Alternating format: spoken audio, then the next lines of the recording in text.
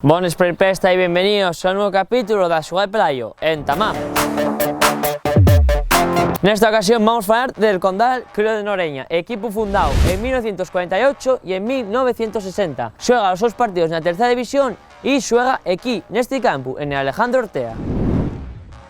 En antes dixe dos fundaciones, y é que el Club Condal de Noreña, el primer Condal, fundóse en 1940, pero tocó desaparecer en 1964. El actual Condal Club de Noreña fundóse en 1968 y hasta la temporada 2000-2001 non xugou os seus partidos na tercera división. Al poco de subir a la tercera división na temporada 2009-2010, el club noreñense consigue la primera clasificación histórica para disputar la Copa de la Federación Española de Fútbol, estando bajo les órdenes de Aníbal López, actual entrenador del Club Siero. Si falamos de hechos históricos, tenemos que destacar por enriba de todos el que consiguió este club humilde en la temporada 2014-2015, donde queden campeones contra todo pronóstico de la tercera división asturiana. En esa fase de ascenso tocó jugar la ronda de campeones contra el Rayo Majadahonda de Madrid, cayendo derrotados. Tuvieron que ir a una segunda ronda para poder tener opciones de subir a segunda división B, midiéndose al Club Deportivo Cayón de Cantabria.